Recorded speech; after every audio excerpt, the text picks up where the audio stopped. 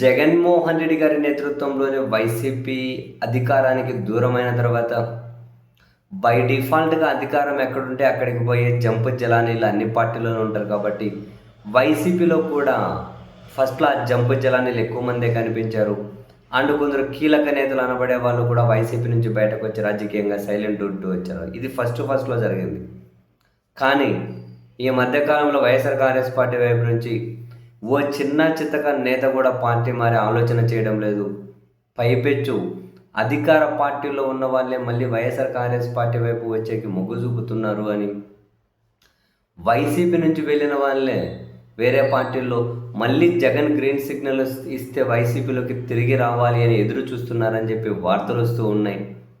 YSR Congress party మళ్ళీ గట్టిగా నిలదొక్కుంటుంది. ఆ పార్టీ ఓటు బ్యాంక్ ఏమీ చెక్కు చెదరడం లేదు.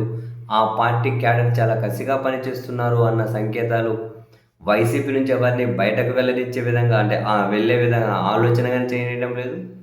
వేరే పార్టీల నుంచి వైసీపీలోకి అండ్ వైసీపీ నుంచి పోయిన వాళ్ళు మళ్ళీ తిరిగి వచ్చే ప్రయత్నాలు ఇవన్నీ కనుక కనిపిస్తూ ఉన్నాయి. కానీ ఒక్కసారిగా అనూహ్యంగా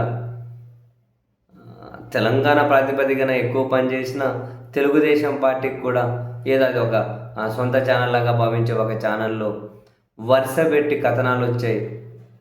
మాజీ మంత్రి విడుదల రజనీ గారు పార్టీ మారబోతున్నారు అని. దాన్ని బేస్ చేసుకొని ఇక్కడ అక్కడ ఇంకా వార్త అనేది క్యారీ చేసుకుంటూ వస్తుంది. ఆ మేడం కూడా ఫస్ట్లో ఈ వార్తలు వచ్చినప్పుడు కొన్ని రోజుల నుంచి సైలెంట్గానే ఉన్నారు, వాటి మీద ఏమీ స్పందించినట్లేరు. కానీ తాజాగా స్పందించారు, తాను పార్టీ మారుతున్నారు అన్న వస్తున్న కథనాల మీద. తెలుగుదేశం పార్టీకి ఇటువంటి దుష్ప్రచారాలు అలవాటే. ఒక బీసీ మహిళైన నన్ను టార్గెట్గా చేసుకుని ఇటువంటి ప్రచారం చేయడం ఒక రకంగా వాళ్ళ దిగజారుడుతనం. ఇటువంటి అలవాటే వాళ్ళకి. వాళ్ళ మాటలు నమ్మకండి, అటువంటి ప్రచారాలు నమ్మకండి.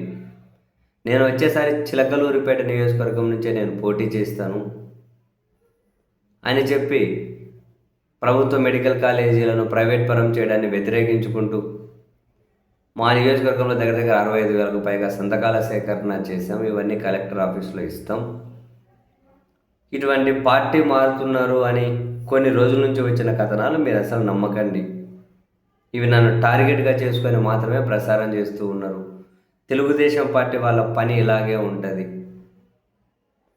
అని చెప్పి విడుదల రజనీ గారు తాను పార్టీ మారుతున్నారు అని వస్తున్నటువంటి వార్తల మీద అయితే క్లారిటీ ఇచ్చే ప్రయత్నం చేశారు. బహుశా ఈ ప్రచారం అవుతుందో లేదా మళ్ళీ ఇంకో నాయకుని దగ్గరికి వెళ్ళి ఆగి మళ్ళీ వాళ్ళకి ఏమైనా కానీ అదేదో ఒక్కొక్క ఆట ఆడుతూ ఉంటారు కదా, అట్లా ఇంకా ఒకరినొకరిని ఇట్లా గెలుపుతూ వెళ్తూ పోతూ ఉంటారు. ఎప్పుడో సరే ఇట్లా రాళ్ళు ఇసిరేస్తూ పోయినప్పుడు ఏదో ఒక రాయి తగిలింది అనుకో, అదిగో అది మా గొప్పతనం, మేము ముందే చెప్పాం, మేము చెప్పినట్లే జరిగిందని చెప్పి మళ్ళీ అట్లా వారం 10 రోజులు చావదొప్పేస్తారు. బాగున్నాయి ఈ ఛానళ్ళు.